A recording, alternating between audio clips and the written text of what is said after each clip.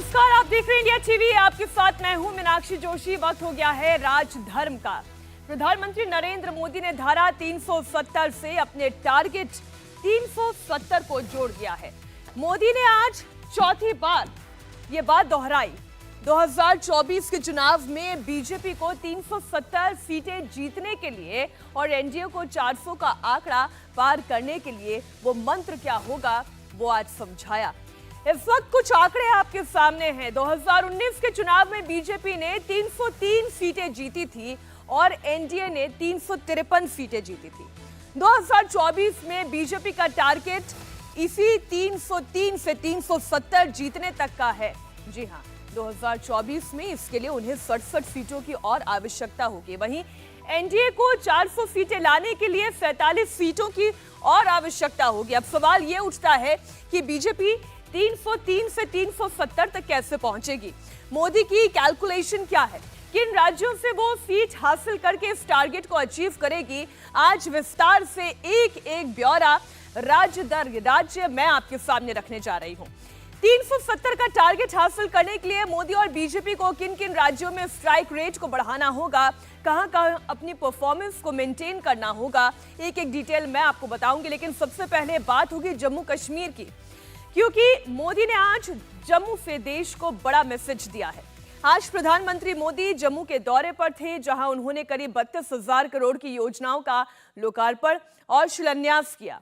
Jammu AIIMS, IIM campus और airport के नए टर्मिनल का उद्घाटन किया और साथ ही साथ कश्मीर की बात की। अपने संबोधन में प्रधानमंत्री ने कश्मीर की 3 लोकसभा सीट पर भी फोकस किया। जम्मू की 2, कश्मीर की 3। 2019 में बीजेपी ने 100% स्ट्राइक रेट के साथ जम्मू की दोनों सीटें अपने खाते में की थी। इसके बाद 2019 में उन्हें हार का सामना करना पड़ा। स्ट्राइक रेट 100% यहां करने की जरूरत है। वहीं कश्मीर की बात करें तो तीनों ही सीटों पर पार्टी का खाता नहीं खुला था, लेकिन इस बार बीजेपी ने पूरी तैयारी की है ताकि घाटी में कमल खिल सके। प्रदेश के विकास में सबसे बड़ी दीवार आर्टिकल 370 की थी, आर्टिकल 370 की थी। इस दीवार को भाजपा की सरकार ने हटा दिया है।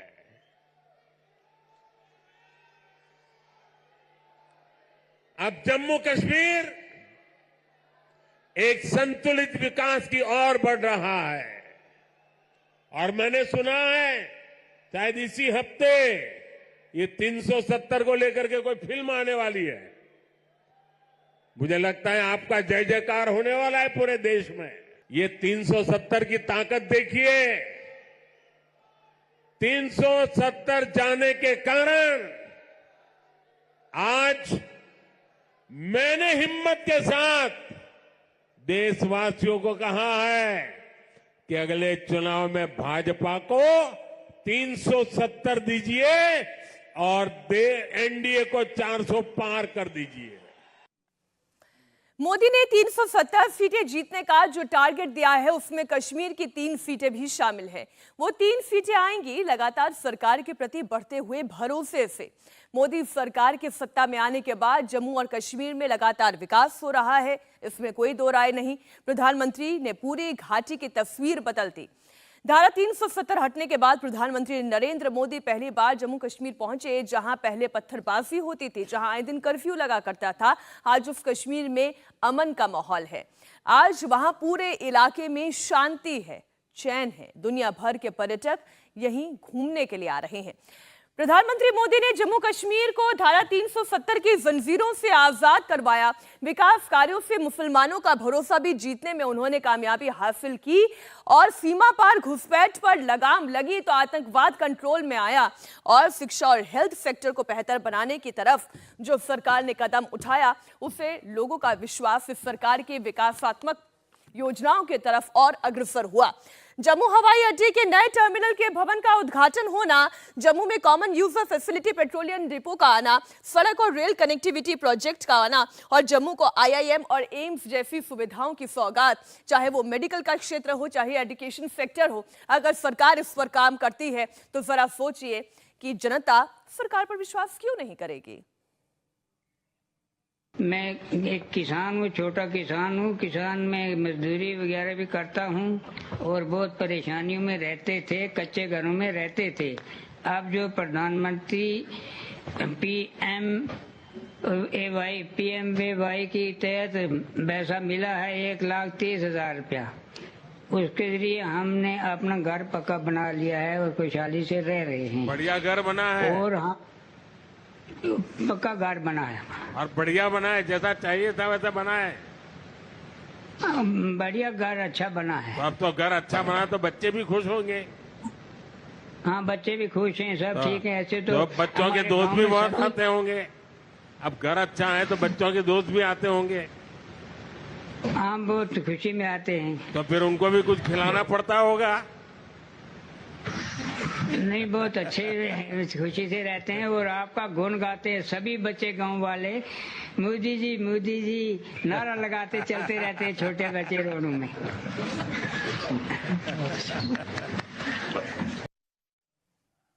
तो विकास की योजनाएं ना हिंदू देखती है, ना मुसलमान देखती है, ना वो राजस्थान के रेगिस्तान देखती है, ना ही वो कश्मीर की पहाड़ियों में कोई फर्क करती है। विकास की योजनाएं एक बराबर सभी के लिए एक समान चलती है। और इसलिए आज इस मुस्लिम भाई के मुख से भी आपने सुना किस तरीके से उन्होंने सरकार के काम की तारीफ की।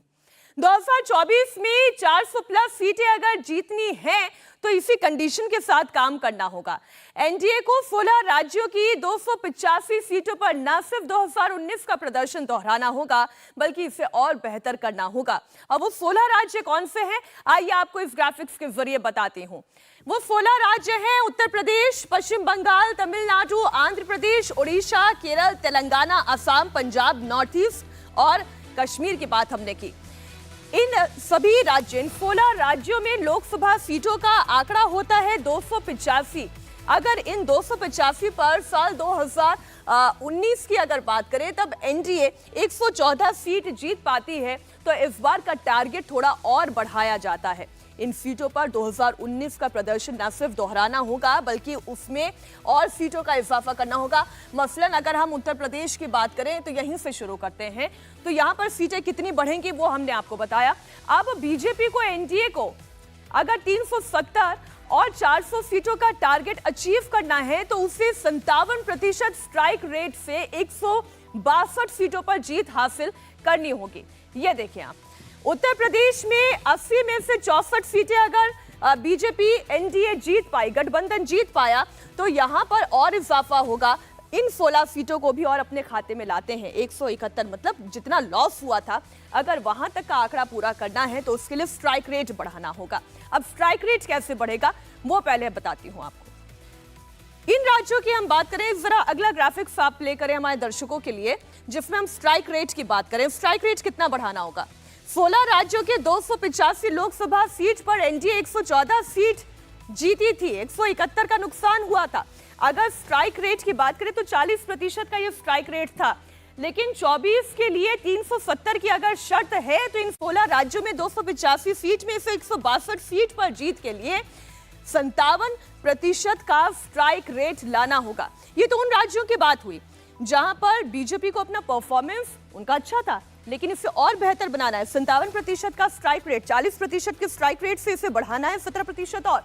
लेकिन अगर बात की जाए 2019 में उन राज्यों की जहां पर बीजेपी को नुकसान हुआ था, इस बार पार्टी का इन सीटों पर विशेष ध्यान है। वो सीटें कौन कौन सी है जहां बीजेपी ने पिछली बार 94% का स्ट्राइक रेट हासिल किया था, वो आपको बता दें। 14 राज्यों की 210 लोकसभा सीटों में से एनडीए को 197 सीट मिली थी। पार्टी को सिर्फ 13 सीटों का नुकसान हुआ था और 24 के चुनाव में पार्टी के सामने से स्ट्राइक रेट को मेंटेन रखना एक बड़ी चुनौती है। एनडीए ने बिहार में 40 में से 39 सीट जीती थी। अब आप देखें, एक बार सिर्फ फिर से वो वाला पेज खोलते हैं।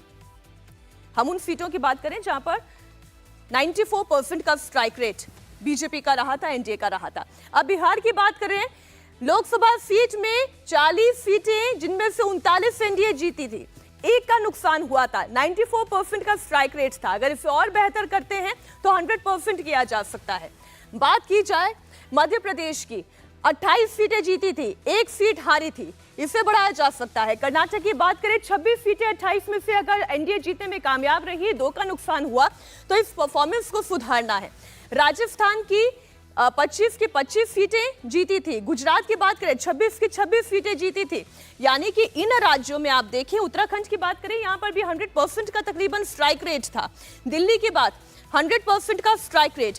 Himachal Pradesh 100% strike rate. जितनी सीटें थी, अब यानी कि इन 210 में से 197 सीटें अगर एनडीए 2019 में जीत पाई है, 13 सीटों का, मात्र 13 सीटों का नुकसान हुआ था। इसे पाने के लिए बीजेपी को और मेहनत करनी होगी, एनडीए को और मेहनत करनी होगी, तो यह हासिल किया जा सकता है। 13 सीट इन राज्यों में बीजेपी एनडीए दूर रही। इन राज्यों के साथ ही महाराष्ट्र की अगर बात करें तो महाराष्ट्र बीजेपी के लिए महत्वपूर्ण राज्यों में से एक बना हुआ है। बीजेपी ने 2019 के चुनाव में यहां पर 23 सीटें जीती थी, जबकि उनके प्रमुख सहयोगी शिवसेना को 18 सीट मिली थी। जरा महाराष्ट्र की भी बात कर रहे हैं, जहां पर 48 सीट, एनडीए को 41 सीट मिली, नुकसान 7 सीट का, स्ट्राइक रेट 85% का। अब उद्धव ठाकरे के साथ गठबंधन टूट चुका है, लेकिन हाँ, ये कहा जा सकता है कि शिंदे गुट बीजेपी के साथ खड़ा हुआ है। इधर एनसीपी का जो दूसरा गुट है, वो साथ खड़ा हुआ है बीजेपी के। 24 में 370 के लिए शर्त यह है कि महाराष्ट्र में 41 सीट पर 85% का स्ट्राइक रेट मेंटेन करना होगा। एनसीपी का अजीत पवार गुट चूंकि इस वक्त बीजेपी के साथ है, इसलिए एनडीए के हौसले बुलंद हैं, स्ट्राइक रेट हासिल किया जा सकता है और नामुमकिन कुछ भी नहीं है। स्ट्रैटेजी अलग अलग तरीके से बनाई जा चुकी है। अब पार्टी की कोशिश यह है कि महाराष्ट्र में 85% का स्ट्राइक रेट लाया जाए। अब मोदी का महाराष्ट्र प्लान कैसे पूरा होगा, ये हमने आपको समझा दिया। ये समीकरण भी बता दिया कौन 2019 में साथ था। शिवसेना साथ में थी, अब शिवसेना 2 गुटों में डिवाइड हो चुकी है और समीकरण बदल चुके हैं। शिवसेना का शिंदे गुट एनडीए के साथ है, एनसीपी का अजीत पवार गुट इस वक्त एनडीए के साथ है। ये बात हुई महाराष्ट्र की। महाराष्ट्र के बाद अब बात करेंगे बंगाल की।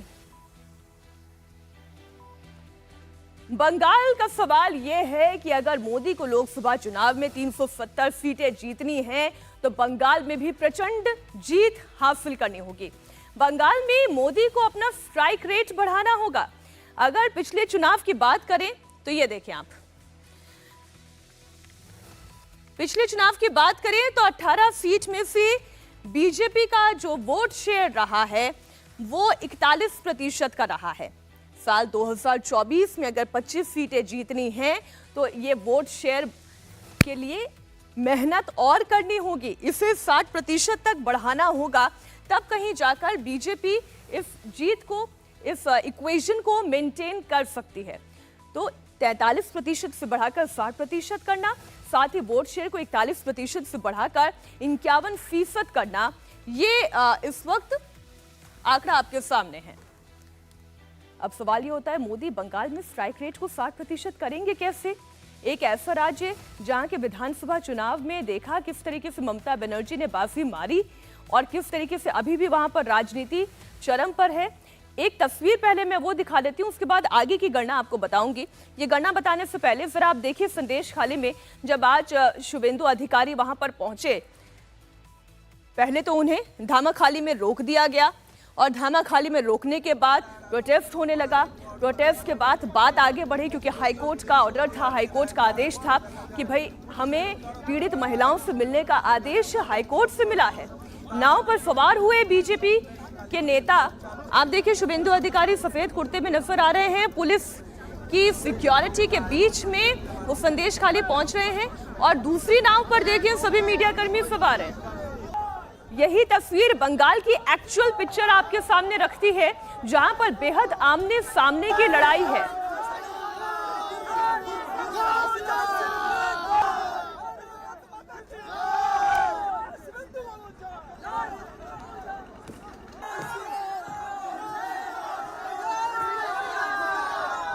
तो बंगाल की पॉलिटिक्स ये है कि एक तरफ बीजेपी है तो वहीं दूसरी तरफ टीएमसी है।